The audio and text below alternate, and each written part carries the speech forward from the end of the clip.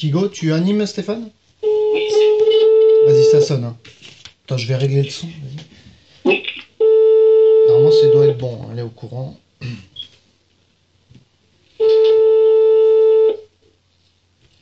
Oui, Bonjour. bonjour. Bonjour Marion et Lalo. Voilà. D'accord. Bienvenue sur la web radio Vie Lumière. Bien, merci. Nous avons le plaisir de vous accueillir. Ben, c'est un plaisir. Vous êtes journaliste sportif, c'est ça? Absolument. Absolument. Et Voilà. Simplement, je vous entends pas bien, hein, c'est la seule chose. Ah, d'accord. Est-ce que vous m'entendez mieux si je... Ah oui, là, ça y est, là, je vous entends très bien. C'est parfait. D'accord. Alors, je voulais vous remercier d'être ici, notre invité, et vous présenter aussi notre animateur Christian Esteves, qui est un spécialiste du football féminin, parce qu'aujourd'hui, Bonsoir.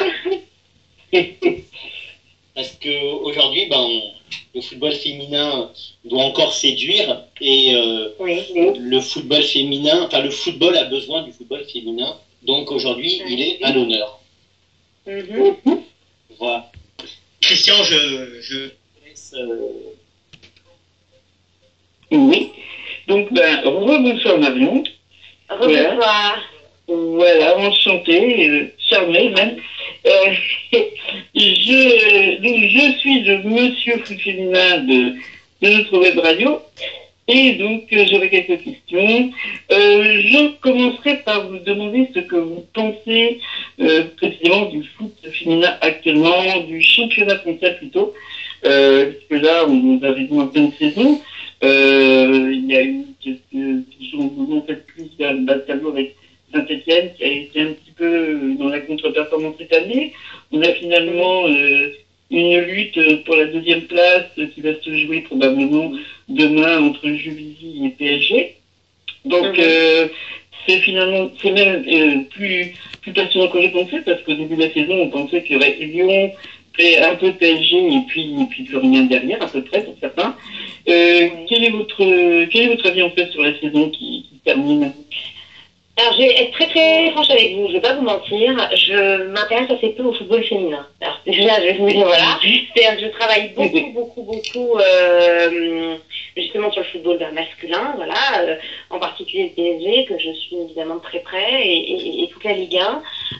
Mais le football féminin, c'est vrai, comme beaucoup de journalistes, malheureusement, que nous ne le suivons pas avec assez de sérieux, même si il est en plein essor, et même si ça n'est plus du tout le même football qu'il y a quelques années, c'est une évidence. Mais je n'ai pas assez travaillé sur la question pour être assez... oui, pour vous apprendre quelque chose de particulier là-dessus. C'est vrai que sur cette fin de saison, je n'ai pas beaucoup suivi. Qu'est-ce qui manque pour vous au foot féminin, donc? Alors, il manque une vraie médiatisation, hein. Oui, non, il manque une vraie médiatisation, hein, une vraie de vraie. Il faudrait effectivement que les journalistes s'y intéressent plus. Mais le problème, c'est que même si effectivement les supporters s'intéressent plus au football féminin qu'il y a quelques années, c'est encore difficile. Ce qui marche vraiment, on le voit, hein, même la Ligue 1, hein, on le voit bien. Il faut parler des grosses équipes. Vous savez, même en Ligue 1, quand vous faites un article sur Rennes ou sur Bordeaux, vous savez qu'il va marcher 3 fois moins bien qu'un article sur le Paris Saint-Germain. Donc, le football féminin, je crois vraiment, souffre de ça, vraiment. Voilà. Vous pensez que ça peut être dû à son niveau, parce qu'on parle de médiatisation, mais c'est vrai qu'il y a un niveau. Est-ce qu'il faudrait déjà plus médiatiser les grandes épreuves? C'est vrai que je pense particulièrement, là par contre, à notre équipe de France, qui a gagné le tournoi de Chypre, dont ça n'était pas très bien médiatisé, qui, pour jouer, lorsqu'elle se qualifie pour la finale, il y a eu une pétition pour que le match soit retransmis, la finale soit retransmise face à l'Angleterre sur au moins une chaîne de télé. Finalement, ça n'a pas abouti. Est-ce que vous pensez que c'est... Parce que finalement, ce sont plus les chaînes qui sont...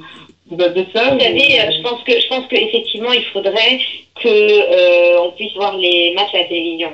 C'est-à-dire que personne ne va venir vers le football féminin. Il faut que ce soit le football féminin qui vienne dans nos salons, quoi. C'est ça. C'est-à-dire qu'il faut vraiment que on puisse le voir à la télévision. Il faut qu'on puisse voir le championnat de France parce que c'est difficile de s'intéresser à un championnat si on ne le voit pas. C'est très très compliqué. Et c'est c'est ça. Voilà. C'est difficile pour moi de vous parler par exemple d'un match que j'aurais pas vu. Vous comprenez ce que je veux dire? Je peux pas vous dire quel est le niveau d'un tel ou d'une telle, si je l'ai pas vu. Vous voyez ce que je veux dire? Et c'est ça qui est compliqué avec le football féminin. Et c'est le cas pour beaucoup de mes confrères journalistes. Hein. Je sais qu'il y en a certains qui font semblant de s'y intéresser, je dis bien semblant, parce qu'au bout du compte, ils n'ont pas vu plus de matchs que moi. Hein. Mais voilà, moi je pense que tant qu'on passera pas les matchs, parce que c'est quand même ça le plus important, on ne pourra pas dire malheureusement grand-chose là-dessus. Vous êtes peut-être dans ce cas-là d'accord avec la ministre Najat Vallaud-Belkacem qui désire que les chaînes de télé achètent plus facilement parce qu'ils achètent en fait généralement des contrats des compétitions féminines mais ne les diffusent pas et un peu une obligation de diffusion ou est-ce que vous pensez que cela plutôt dire de la bonne volonté?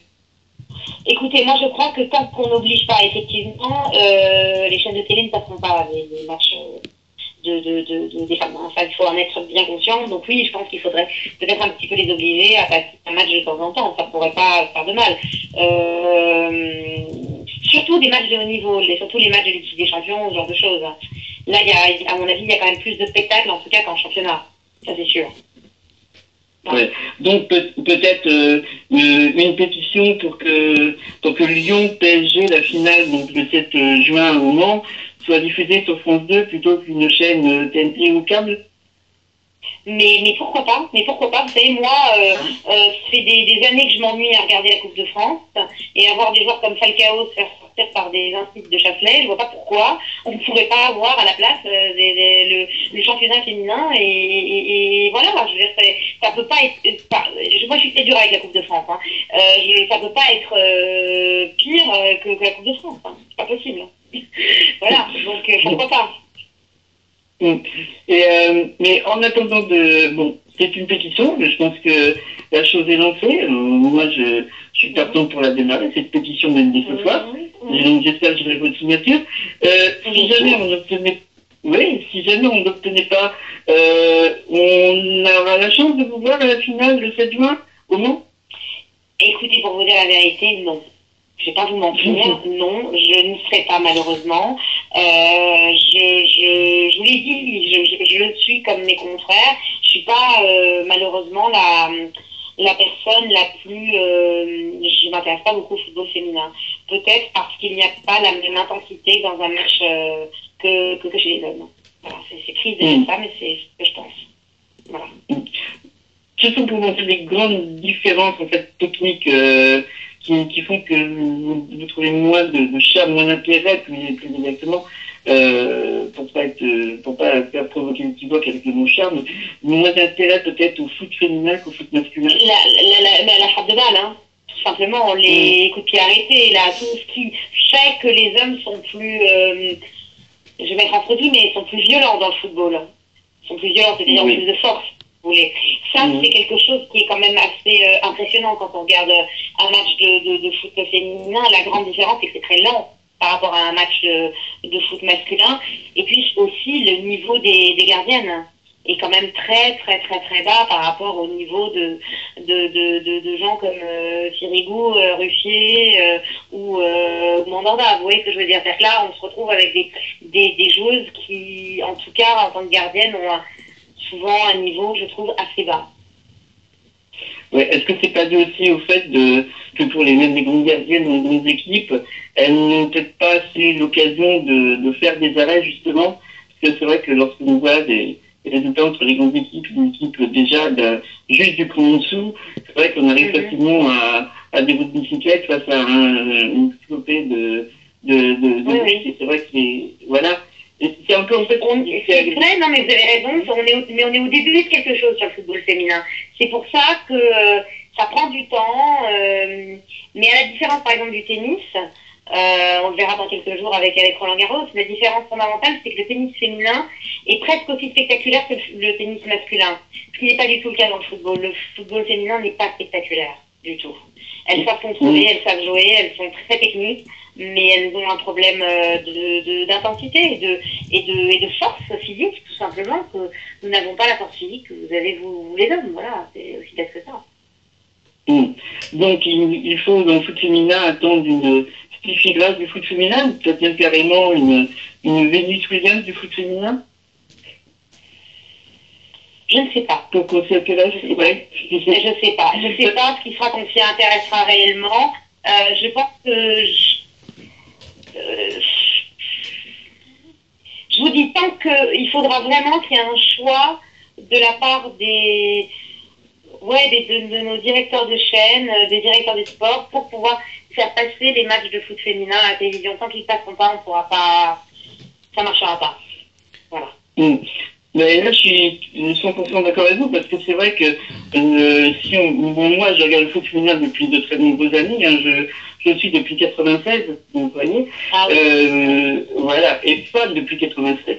Avant de loin, mais vraiment fan depuis 96. Et c'est vrai que bon, j'ai pu voir des grands changements, mais j'ai pu voir des buts marqués comme des patinades. Puis à l'heure actuelle, en France, on a dans des joueuses qui ont des bonnes capacités. On a Elodie Tomic qui court même aussi vite qu'un footballeur pro-homme dans sa pointe de vitesse. On a des très très bons tirs, très propres, de Kanyali, de Gaëtan Kinet, de Guitanessi aussi, bien sûr que personnellement j'adore. Voilà, c'est vrai que c'est en fait ce qui montre, même au niveau des gardiennes. Enfin, Sarah Boisy est une très très grande gardienne. Voilà, et c'est pas la seule, une très bonne gardienne aussi. Mais si on parle même des Allemandes, alors là, elles sont un grand nombre même à courir aussi vite que Elodie, donc aussi vite que les hommes du championnat. Donc c'est vrai que là, on peut se dire qu'il nous faut médiatiser ça encore plus. Vous, personnellement, quelles seraient les actions que vous seriez prête à mener pour qu'on puisse enfin reconnaître déjà les vraies qualités du foot féminin sans les préjugés, en le regardant vraiment, et donc en médiatisant? Écoutez, moi je crois que c'est une volonté, il faut que ça vienne vraiment de la part de la ministre des Sports. Vraiment. Je pense que sans elle, rien n'est possible. Je pense que vraiment, ça doit être son job tous les jours. Alors, elle a sans doute autre chose à faire, mais là, je trouve que elle se dit assez féministe. En tout cas, elle défend beaucoup les femmes, et je pense que c'est par elle que les choses peuvent changer. Après tout, c'est souvent par les politiques que les choses peuvent changer. Quand il y a une décision politique, les choses sont plus simples. Tout devient plus simple. Et je pense que c'est par là que ça doit se passer. Vraiment. Ouais. Vraiment. Voilà. D'accord. Alors, je vais vous poser une petite question sur le foot masculin. Ah oui, s'il vous plaît. Ben oui, quand même. Avant de passer aussi le relais à mon collègue Stéphane, j'ai lu donc une interview que vous avez donnée à, je crois, Valérie Pérez, donc sur un blog Skyrock. Oui, je l'ai donné à un garçon qui s'appelle Julien Stocky, exactement. Voilà, c'est très bien le préciser, et c'est très gentil pour lui. Voilà. Et vous parliez du PSG, vous parliez donc du fait que vous pensez qu'il faut attendre 5 à 8 ans pour que le PSG gagne la Coupe d'Europe et qu'il soit le meilleur club du monde, comme vous l'avez déclaré. Là, en ce moment, il y a question il y a des bruits qui disent que David Luiz de Chelsea serait racheté par le PSG pour 62 millions d'euros, ce qui serait carrément le record pour un défenseur. Est-ce que vous pensez que finalement, avec des joueurs comme David Luiz, on peut peut-être espérer un PSG vainqueur de Champions League avant 5 ans? Non. Non, parce que... non, je suis dure. J'étais déjà tâtée sur cette même radio il y a quelques mois, et j'avais dit déjà que le PSG ne gagnerait pas la Ligue des Champions cette saison. Déjà, je l'avais dit, et je le redis pour la saison prochaine. C'est effectivement aller dans le bon sens de prendre des joueurs comme David Luiz, puisque moi, avant de vous avoir, j'ai eu l'un de mes confrères, Marc Varese, qui travaille pour Canal Supporter, qui m'a dit que David Luiz c'était fait. Donc voilà, et qu'on parlerait plus de 50 millions d'euros. 45 en tout millions. Cas, voilà, de toute façon, on ne sait jamais, je vais vous dire sincèrement, des 42 millions de Pastore aux 64 millions de Cavani, réellement, on ne le sait jamais. Réellement, on ne le sait jamais. Mais bon, pour revenir à David Luiz, oui, il faut ce genre de joueurs. Il faut évidemment des joueurs qui ont beaucoup d'expérience pour gagner la Ligue des Champions, parce que la Ligue des Champions, ça se gagne à l'expérience. Donc, il faut des David Luiz, il faudrait des Alves, il faudrait des pourquoi pas des Angel Di Maria, pourquoi pas des oui, par exemple, Monaco qui est sur le point d'acheter Ashley Cole, c'est une très bonne chose, parce que même s'il est un peu vieux, il a l'expérience de la Ligue des Champions, et c'est des joueurs comme ça qu'il faut. Zlatan Ibrahimovic, malheureusement, n'a pas l'expérience de la Ligue des Champions. Cavani l'avait dit non plus, c'est-à-dire qu'à un moment, les nerfs lâchent et ils ne sont pas capables de gagner, en tout cas pour l'instant, la Ligue des Champions, on l'a vu cette saison, ils avaient le niveau pour battre Chelsea, mais malheureusement pas l'expérience. Et vous parlez en fait de joueurs qui coûtent très très cher et justement on a affaire de l'amende pour manque de fair play financier. C'est vrai que est-ce que vous pensez que vraiment on va pouvoir rendre compatible le fair play financier avec la nécessité d'avoir des grands joueurs, de dépenser beaucoup d'argent pour gagner des coupes maintenant, des Champions League? Écoutez, le fair play financier, je pense comme certains journalistes que c'est pas aussi dur et rude que ce qu'on veut bien nous faire croire. C'est-à-dire que, effectivement, j'ai entendu que le PSG ne pourrait pas engager des joueurs à plus de, en tout 50 millions d'euros. Je suis pas sûre que c'est comme ça que ça se passera. Je trouve cette histoire de fair play financier assez intéressante. Voilà, que ça sur des clubs comme Manchester City et le PSG, et pas le Real, je trouve ça déjà un peu totalement injuste, et totalement injustifié. Donc j'attends de voir ce qui va se passer. On est vraiment au tout début des transferts, mais vraiment au tout début. Il va y avoir la Coupe du Monde au milieu. Il se passe rarement grand-chose pour les très très grands clubs avant la Coupe du Monde. Donc je pense qu'on aura plus d'informations, en tout cas sur les transferts et pour le Paris Saint-Germain plutôt au mois d'août. Là pour l'instant, je pense qu'on parle beaucoup, mais que personne ne sait grand-chose finalement. Et est-ce que vous pensez un peu finalement, on parle de fair play financier, est-ce que c'est pas un peu pour essayer de redorer l'image auprès du public qui trouve que les joueurs sont beaucoup trop payés, surtout par rapport à la crise? Parce qu'il y a quelques années, on s'en fichait du prix que mettait un Real, un Barça, un Bayern pour un joueur. Au contraire, c'était celui qui payait plus cher. Est-ce que vous ne pensez pas que finalement là on est en train de payer un peu juste le mésamour ou le mécontentement de notre société dans le cas d'une crise, simplement qui se rabat sur le salaire des joueurs? Mais vous venez de le dire. Vous l'avez très bien résumé. Je n'ai même pas besoin de dire plus, c'est exactement ça. Moi, je pense que c'est exactement ça.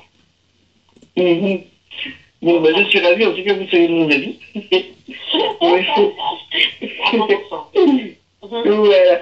Je ne sais pas si mon collègue Stéphane a des questions, donc je vais voir s'il en a, et puis avant de me quitter, je reprendrai, je vous dirai au revoir quand ce sera après l'émission, s'il y a des questions en tout cas. Donc je ne sais pas, j'attends Stéphane, de son côté. Non, il n'a pas de questions, il a un petit problème technique sur son smartphone en fait. Donc je vais finir avec toi l'émission. Donc on va parler un peu quand même du PSG masculin aussi. Ouais. Donc on va parler de qu'est-ce qu'elle pense Marion de la saison du PSG, de vraiment la saison qui s'est écoulée. Alors moi j'ai trouvé que c'était une très belle saison, on a gagné la Coupe de la Ligue en plus, donc ça c'est très bien, 2 titres, c'est un très très bon bilan pour Laurent Blanc évidemment. L'arrivée de Cavani a fait beaucoup de bien aussi au Paris Saint-Germain. Zlatan à mon avis a fait la meilleure saison de sa carrière, donc tout ça est très positif. Le côté un peu plus négatif, en tout cas pour moi, je regrette toujours un petit peu Carlo Ancelotti parce que je suis sûre qu'avec un coach comme Carlo Ancelotti, un coach comme Mourinho, un coach comme Guardiola, on aurait pu évidemment passer le quart de finale. Voilà, je pense que ce match retour contre Chelsea nous a fait beaucoup de mal et je pense que Laurent Blanc n'a pas été à la hauteur, en tout cas, de ce qu'il applique psychologiquement à match de Ligue des Champions. Voilà.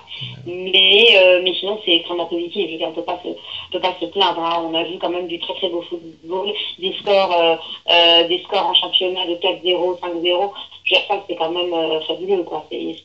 On a quand même été toute l'année. Moi, j'ai été au parc cette année plusieurs fois. Et à chaque fois que j'allais au parc, je me disais combien le PSG va gagner ce soir. 1-0, 2-0, 3-0, 4-0, quoi. C'était vraiment exceptionnel. Ça, c'est, merci Laurent Blanc pour le beau jeu. Maintenant, Ligue des Champions, c'est ce que je vous ai dit, c'est un peu faiblard. D'accord. Et l'élimination en Ligue des Champions, c'est dû à l'absence d'Ibra ou c'est quelque chose d'autre peut-être? Moi, je pense que c'est dû à l'absence d'Ibra. Effectivement, ça n'a pas été bon que qu'Ibra soit pas là. N'oublions pas quand même que Zlatan Ibrahimovic n'a jamais gagné la Ligue des Champions. Et que la vraie raison, selon moi, c'est que sur le terrain ce soir-là, il n'y avait finalement, vous me coupez si j'ai tort, que Maxwell et Alex qui avaient gagné la Ligue des Champions dans le passé, ou en tout cas qu'il avait joué plusieurs fois, qui avaient l'expérience, en tout cas de la Ligue des Champions. Voilà. 2 joueurs sur 11, ça fait pas beaucoup.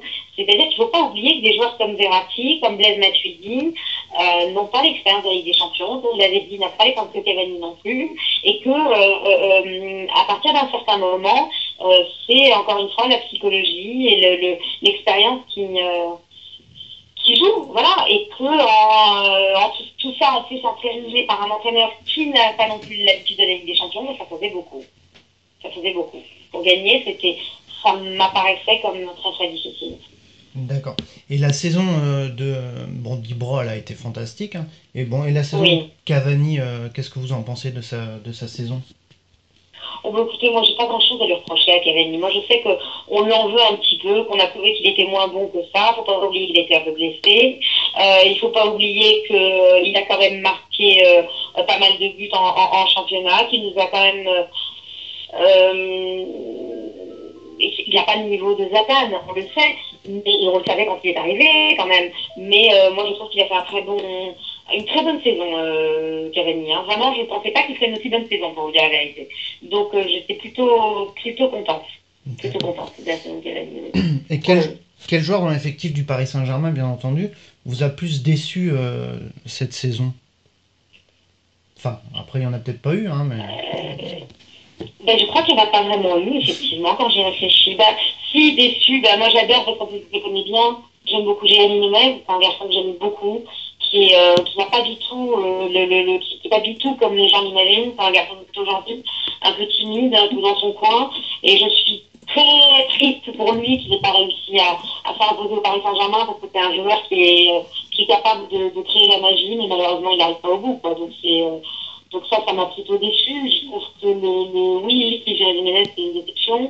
Et puis qu'il y a d'autres qui m'a déçu. Non, parce qu'il y a que Ménez, parce que le reste, j'ai trouvé quand même que en défense centrale, il n'y a pas grand chose à dire. Hein. C'est parfait. Sirigu, c'est une saison parfaite. Au milieu, si vous voulez que je vous dise, c'est parfait aussi. Devant, peut-être l'avait dit, qui est trop irrégulier, peut-être, mais ça serait vraiment être dur parce que je trouve qu'ils ont vraiment été.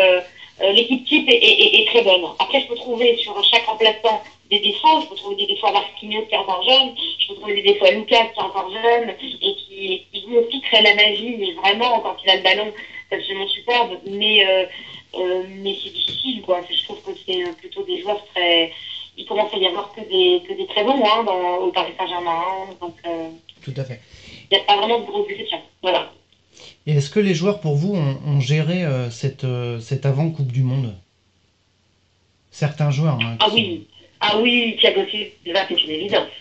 Alors là, pour moi, Thiago Silva, ça fait des semaines et des semaines que je ne vois plus le Thiago Silva que l'on a que l'on a connu, hein. Vraiment, je trouve que Thiago Silva, j'ai vu des erreurs et des matchs où je le trouvais là, mais où il faisait un peu le minimum syndical, hein, quand même.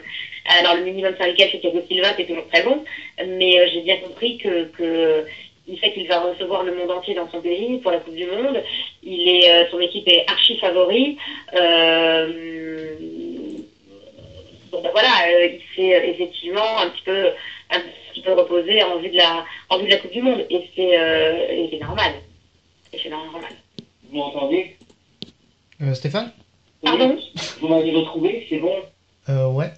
T'as des questions? Excusez-moi, j'ai eu un gros problème technique, Skype ne fonctionne pas. Je voulais juste rajouter par rapport à ce que je viens d'écouter, ce que Marion vient de dire. Je voulais rajouter aussi, je pense que dans le cerveau des joueurs, ça a été très difficile pour eux de pouvoir rebondir après l'élimination en Champions League. Ah oui, ça a été très dur. Ça a été très très dur. Ah oui, oui, oui. Ça c'est vrai. Tout à fait juste.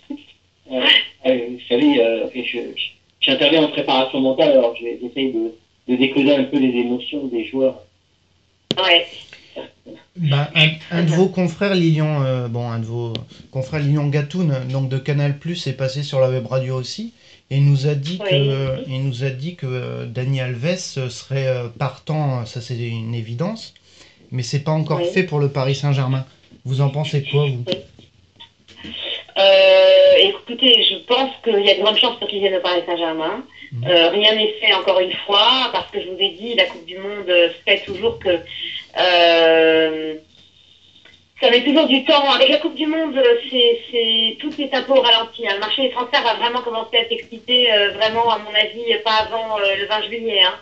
Là, on pense que tout va aller très vite et tout ça, mais pour des joueurs comme j'en sais rien, moi, un joueur comme Ben Arfa, par exemple, qui voulait aller à Sunderland plutôt qu'à Newcastle, oui, ça peut se faire dans les semaines qui viennent, vous voyez, mais sur vraiment des très très très grands joueurs, je pense que ça va plutôt se faire après la Coupe du Monde. Voilà.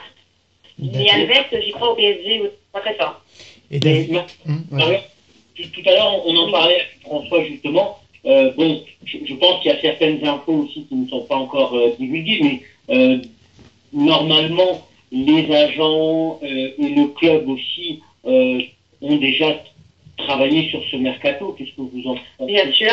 Je peux vous dire en tout cas que effectivement David Luiz, ça durait depuis quelques semaines. Je peux vous dire que Dani Alves, ils sont sur le coup. Je peux vous dire que le Paris Saint-Germain s'est intéressé de très près à Angel Di Maria. Je peux vous dire qu'évidemment ils s'intéressent à Eden Hazard. Je peux vous dire qu'ils se sont intéressés à une époque à Pogba. Il y a beaucoup de joueurs qui ont intéressé le Paris Saint-Germain. Hein. Il y a vraiment beaucoup il y a beaucoup de joueurs qui ont intéressé le Paris Saint-Germain et à tous les postes. Hein. Moi, quand j'entends qu'il y a certains postes que le Paris Saint-Germain ne cherche pas, c'est pas vrai. Le Paris Saint-Germain cherche toujours à s'améliorer et cherche à avoir des joueurs exceptionnels à des postes où il y a déjà des joueurs exceptionnels. Ça, il faut le savoir. Hein. Donc voilà, je sais qu'un joueur comme Eden Hazard, contrairement à ce que je vois beaucoup en ce moment dans la presse, je sais qu'il n'a pas une envie complètement folle de venir au Paris Saint-Germain, contrairement à ce que beaucoup de journalistes pensent.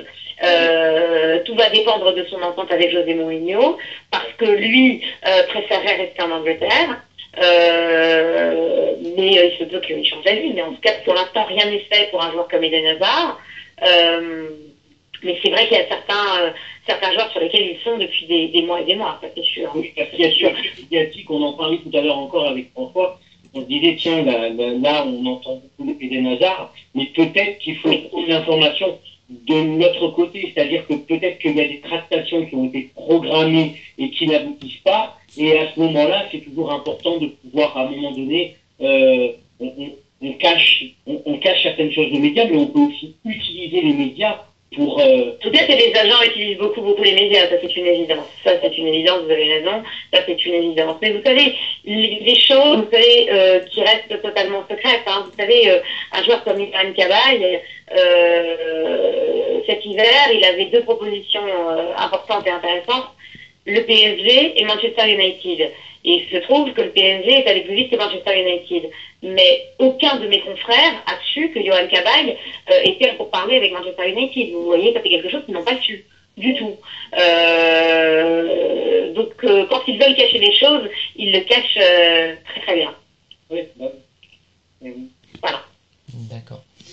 Christian, tu as encore des questions non, pas de questions. En tout cas, pas beaucoup de remerciements à Marion. C'est enchanté. J'espère avoir l'occasion de faire une interview vidéo pour avoir une interview chère en douce. Mais bien sûr, mais quand voilà. Mais bien sûr. Voilà. Quand vous voulez. Et tout à fait. Et puis, en tout cas, en attendant cela, j'aurai le plaisir de vous voir. Apparemment, j'ai appris la nouvelle prochainement dans un magazine féminin que je ne citerai pas, puisque vous avez fait le shooting cet après-midi. Donc, voilà, on absolument. Pour les femmes dans le football, absolument. Voilà, vous voyez que. C'était super. Et puis, c'est des expériences très agréables, ça, parce que c'est toujours marrant quand le football peut sortir un petit peu du monde du football. C'est toujours marrant justement, effectivement, pour un magazine féminin, c'est très marrant, très sympa. Ouais. Et plus de femmes pour parler de football, et également plus de femmes pour parler de foot féminin. Qu'on soit plus nombreux aussi. J'ai bien compris, j'ai bien senti le message, j'ai bien compris. Je vais essayer de m'y intéresser plus, je vous promets. Je vais essayer vraiment. Très bien. En tout cas, en ce qui me concerne, je vous remercie. Puis j'espère à bientôt. Merci beaucoup. Merci à tous les deux. Très bonne soirée. Merci. Au revoir. Merci. Au revoir. Au revoir. Et plus de femmes chez nos auditrices aussi. Tout à fait. En tout cas, on a été écouté par. On est encore en direct ou pas? Ouais, on est encore en direct. On a été écouté quand même. Ah, c'est magnifique. On a été